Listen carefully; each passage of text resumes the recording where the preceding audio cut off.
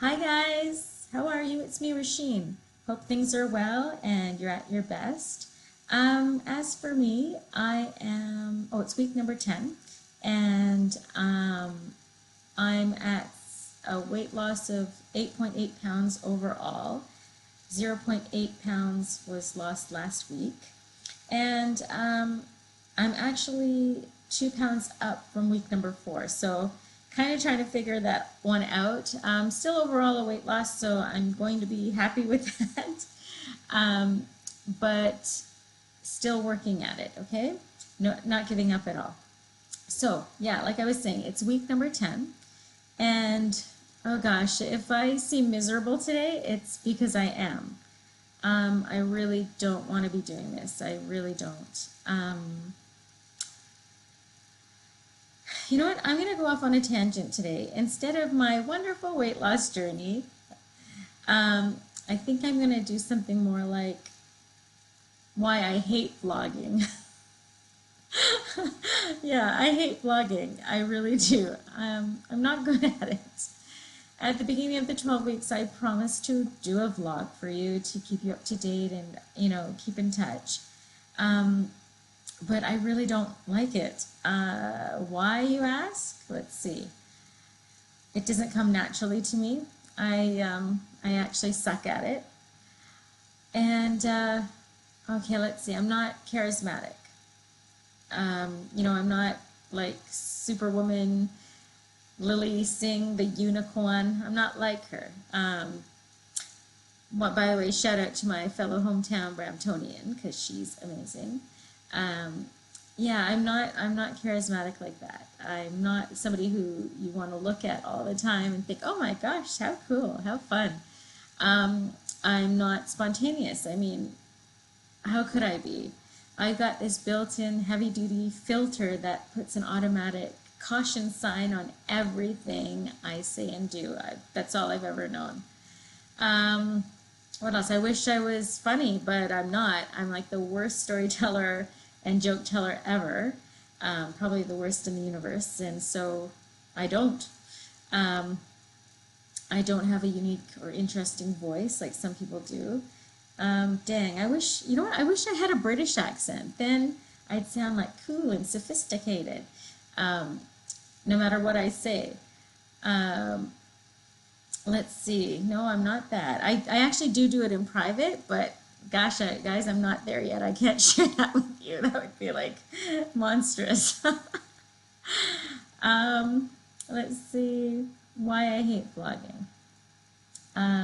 Besides not being good at it, I'm not good at being silly. I think I used to be once upon a time, but it depends on the audience. Yeah, I used to be really silly with my students. It was really good. It was a good thing to be silly with them. So good for me and good for them. It was a lot of fun, but that was a long time ago, and I don't know where that girl has gone. More and more I see a little bit of her peeking out here and there, but yeah, I'd like to be a bit more silly. Maybe I'll work on that.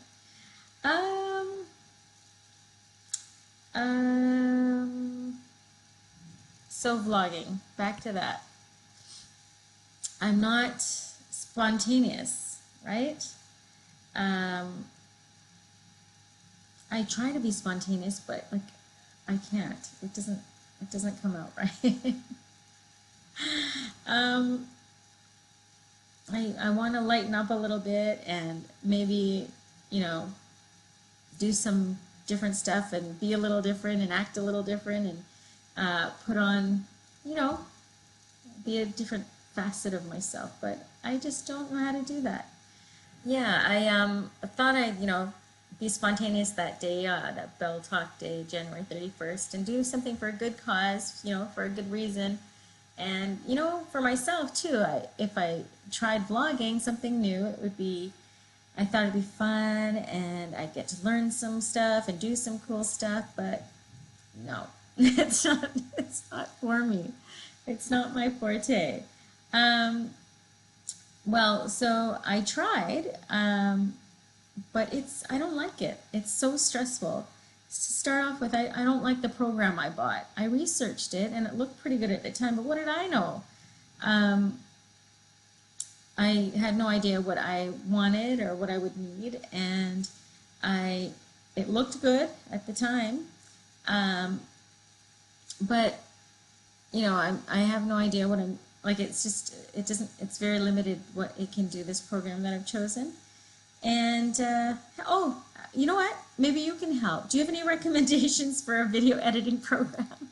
You know, one for dummies like me, something like pretty simple that does some cool stuff and is not boring to use. Anyways, if you have any recommendations, send it my way. Write a comment, let me know. Because I'm desperate. I don't like it. Maybe if I get another program, it'll inspire me to do something different and something more and have some fun with it.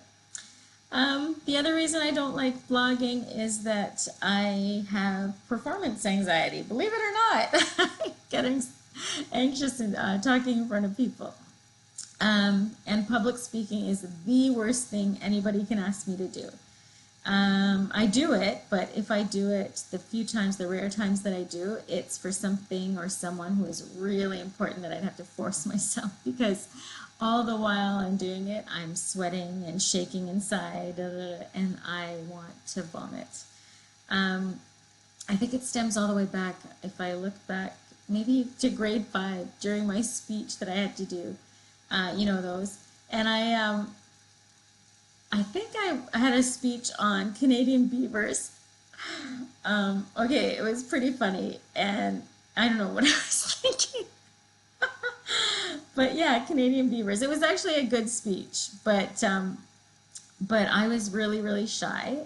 I was really, really shy, and you know, school was the one thing I was really good at, academics. I love my teachers. I love school. It was like my sanctuary, and the one place where I excelled at and felt comfortable. And so even though I was shy, I felt like I was good enough to do it. I was comfortable doing a speech. And so here I was that day of the speech, and I think there was like some cute little saying or a joke that I actually had written that, you know, to lighten it up a bit. And just as I was going through my speech, I noticed that there was a movement. There was this boy sitting right in front of me. And I don't know exactly what he did, but it was whatever it was. It jarred me out of my focus. And I went blank.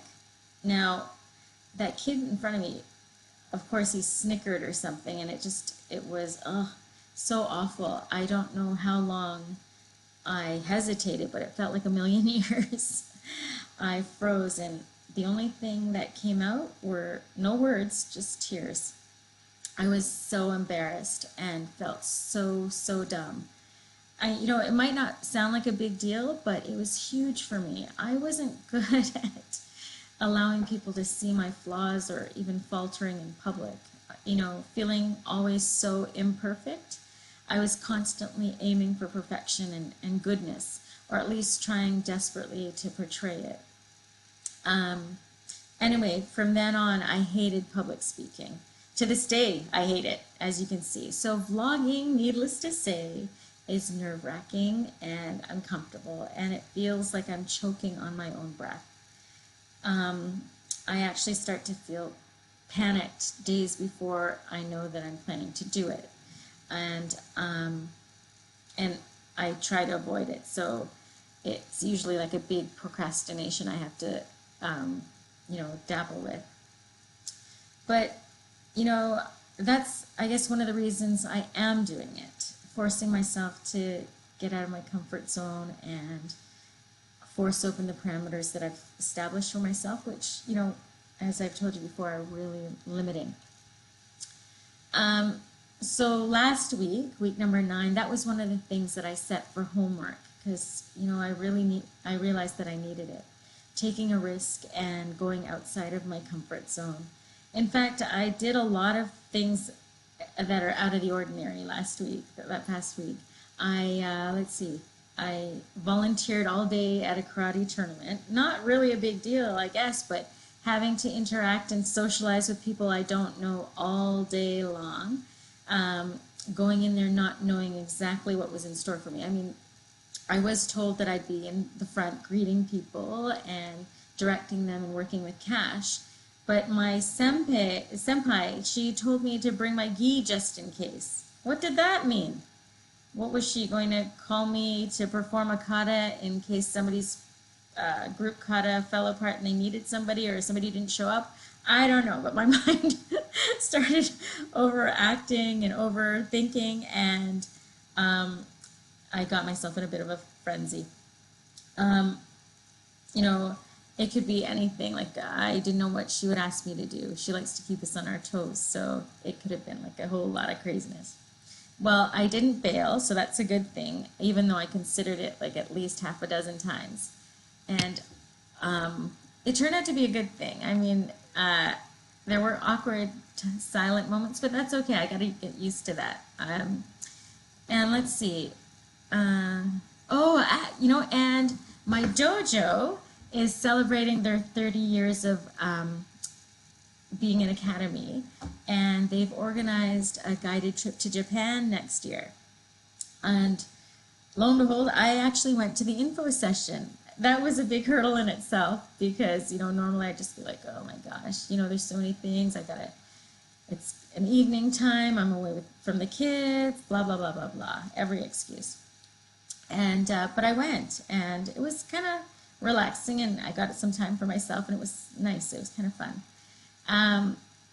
And so I came back, and, you know, we actually, surprisingly enough, we took the plunge, even with having to ask favors and to burden my sisters and figure out babysitting for 11 days during the school month, or having to decide really quickly because, you know, that spontaneity thing again, with a deadline to register the next morning and full of stress and panic and not being sure. We actually, Em and I, we registered at 9 a.m., right on the dot, before the 40 spots were gone. I shocked myself again. You know, taking risks and seizing opportunities like I said I would do, I'm doing it. Saying yes to life can really be petrifying, especially if you're like me and used to living in a really safe bubble. But, you know, I have to say, as scary as it is so amazingly liberating. It's so amazing. Please try it if you're like me. So many lessons learned every day that I do something outside of my comfort zone. So I did, you know, I booked a trip to Japan with, you know, my dojo friends, but we don't spend every day in, day out together. That's going to be quite an ordeal for me, but I'm looking forward to it because they're a great group. And yeah, I'm proud of myself. I'm looking, you know, when I think of it, looking overall at my journey, maybe the actual pounds, I shouldn't be stuck on it so much because, you know, right now it's at a bit of a standstill. But when I look overall, there are major shifts happening, monumental growth, and life-changing decisions, things I never would have done before, not ever. I wouldn't have thought it possible. But I'm doing it little by little, which is so awesome. So there, meeting more goals. That was last week. So what now? What's this week? You know, as we continue on this journey, I'm leaving myself open to more situations that will help me grow. But I'm just going to keep on going, no matter what obstacles are in my way. So yeah, that was last week. So back to business, I guess. This week, week number 10, I'm adding on something that's very simple.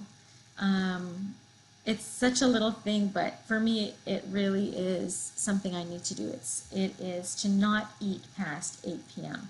Some people say it's good to snack at night, and others say it's not. You really have to read your body and know what's right for you. That's what I've learned.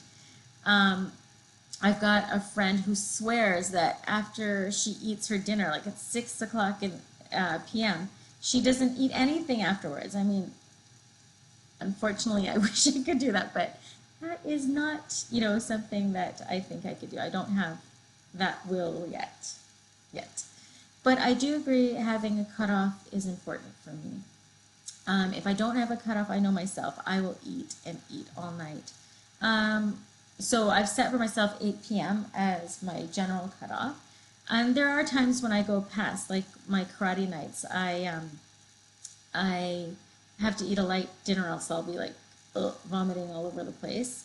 And so I have a light meal and I'm good, but by the time I come back, I feel a little bit peckish, and I'm usually around home back at around 10 o'clock.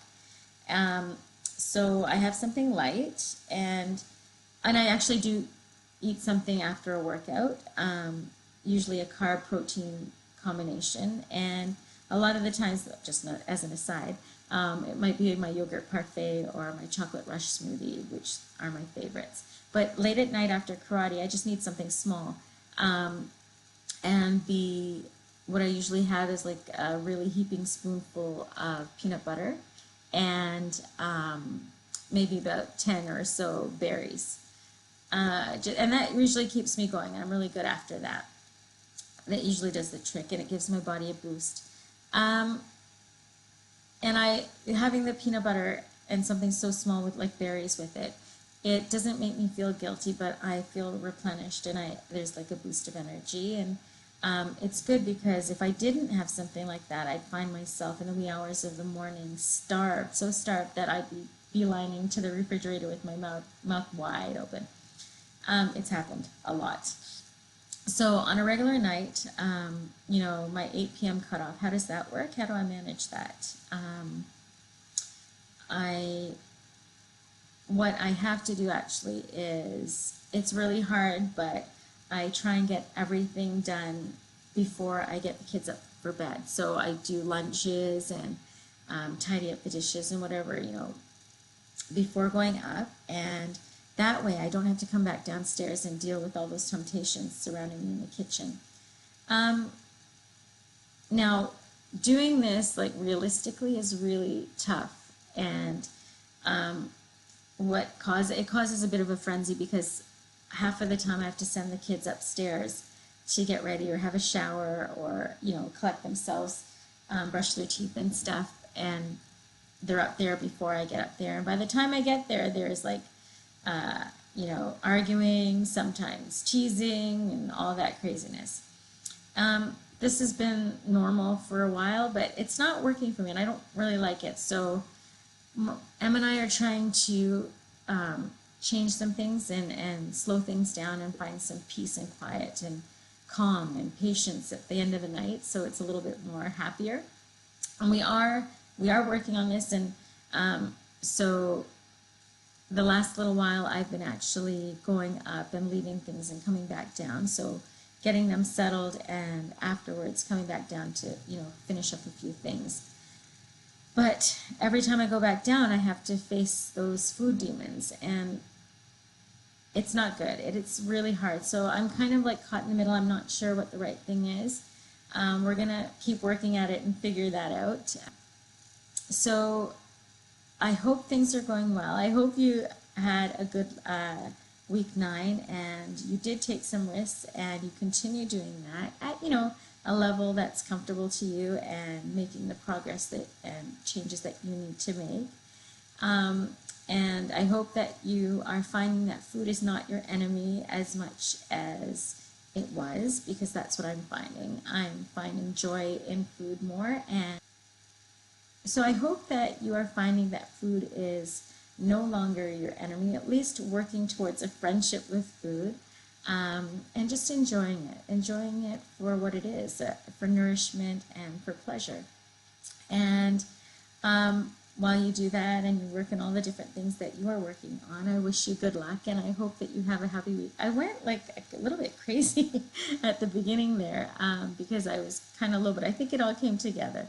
I hope you are doing well, and I wish you continued success. And have a great, happy week, guys. Take care. Bye.